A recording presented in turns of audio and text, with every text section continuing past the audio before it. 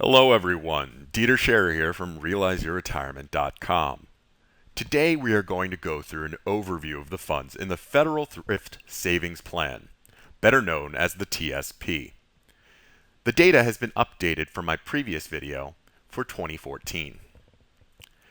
We'll go through the different funds in the TSP, their characteristics, and the 10-year returns. So let's get started. There are 5 funds in the TSP, the C, S, I, F, and G funds. These allow investors to invest in U.S. large cap stocks, U.S. small stocks, select developed global markets, and U.S. debt. Now, the funds are trust funds. They're not mutual funds and are not regulated by the SEC. As such, they cannot be tracked by financial reporting software or in, say, Yahoo or Google Finance. The management of the trust funds is outsourced to Blackrock Institutional Trust Company, which tracks the indexes specified in the fund documents. The expenses for the funds are very low, weighing in between 0.026% and 0.039%, which can also be referred to as 2.6 basis points to 3.9 basis points. This is about 26 to 39 cents for every $1,000 you have invested. This is about half the annual cost of the lowest priced Vanguard ETFs. However, to keep these costs low, the TSP must limit transaction costs. Therefore, you are limited to 2 interfund transfers per month, which means you can only change how your money is allocated between the funds twice per month. Now, if you've already used your 2 interfund transfers in a given month, you can always transfer money to the G fund, which is the government securities fund. Now let's look at each fund and see the characteristics of the fund's assets. The C fund, or common stock fund, tracks the S&P 500 index.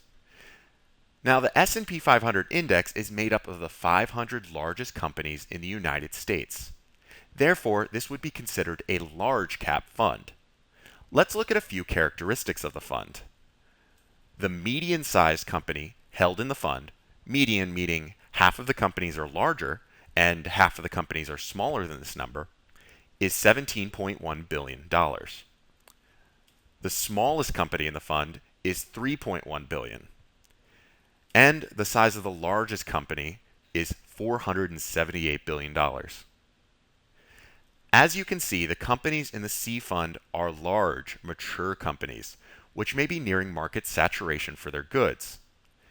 This means they may not grow as fast as they once did when they were a small, nimble company that was gobbling up market share. Therefore, we've traditionally expected large companies to offer greater returns and risk than, say, bonds, but lower yet more consistent returns than their smaller stock brethren. If we look at the C fund's performance over the last 10 years, we see that it returned 7.44% per annum. Consequently, we'd categorize this as a growth fund. The S fund, or small cap fund, tracks the Dow Jones U.S. Completion Total Stock Market Index. This index includes all of the publicly traded companies in the United States that are not included in the S&P 500 index. Therefore, the S fund includes both mid-cap and small-cap companies. The size of the largest company in this fund is $30.6 billion. The smallest company in the fund is less than $100 million, and the median-sized company held in the fund is $500 million.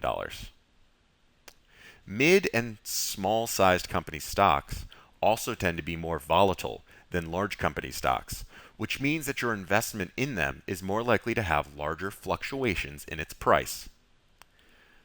Over time, this risk is typically rewarded, as small company stocks have been noted to offer greater returns than more mature large company stocks, as you can see in their past 10 years of performance of 10.43%. Because of their risk and their return characteristics, I'd categorize this fund as an aggressive growth portion of your portfolio. The I Fund, or International Fund, tracks the Morgan Stanley Capital International Europe Australasia Far East Index, which is more commonly called the MSCI EAFE International Index. Countries in the index include the UK, Japan, Germany, France, Australia, New Zealand, Hong Kong, and the remainder of the developed nations in Europe. If you look at the size of various stock markets around the world, the US would only amount to around 50% of the world's total market capitalization, with the bulk of the remainder falling into the developed nations contained within the EAFE. All of the other funds in the TSP are based on either US equities or US sovereign and corporate debt. Thus, this is the sole holding in the TSP that allows you to diversify internationally. Now, the S&P 500 in the US may be host to the world's largest companies, but many of the companies in the I Fund are still quite large. The median size company in the I Fund is $6.4 billion. The size of the smallest company is $678 million. And the size of the largest company is $248 billion. Many of the companies in the I Fund are large companies in developed nations, many of which are multinational corporations. Therefore, in our interconnected global marketplace, they often experience similar growth patterns to large companies in the US.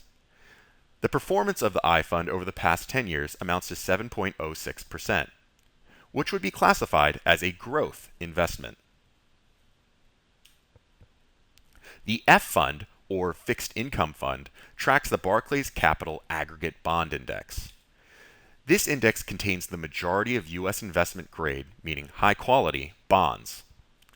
These bonds range from U.S. Treasury bonds and notes to corporate bonds and government agency bonds.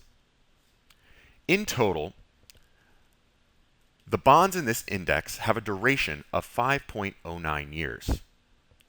Duration is simply a measurement that takes into account both the time before you are paid back your principal, which is known as the maturity, and the stream of income payments. To simplify this, I'll simply say that a 10-year bond at current rates will have a duration slightly less than 10 years because you receive income payments between now and the maturity date in 10 years. Basically, the higher the interest rate on a bond, the lower the duration and vice versa. Bonds with higher duration are more affected by changes in interest rates than bonds with shorter durations. The average duration of the bonds in the fund, as I mentioned earlier, is 5.09 years. 40% of the fund is invested in U.S. Treasuries and government agency securities. And the fund invests in a total of 8,728 notes and bonds. The past 10-year performance of the fund is 4.65%. Therefore, this would be classified as income and preservation. Finally, the G Fund, or Government Securities Fund, does not track an index. Instead, the fund invests in special issue Treasury securities that are not traded on the public market.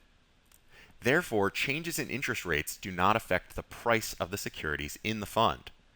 Changes in interest rates only change the amount newly issued securities in the fund pay out. It's also worth noting that if you do not change your default contribution allocation, any contributions you make to the TSP will be automatically allocated to the G Fund.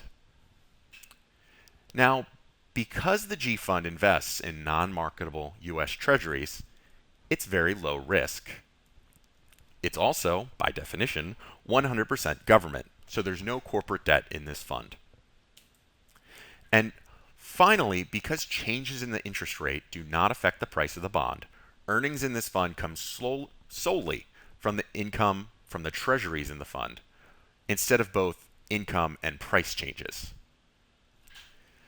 The 10-year performance of the G Fund is 3.39%, which would categorize this fund to be used as a source of preservation of capital in your portfolio. Now, here's a breakdown of the total assets of all government employees in the TSP.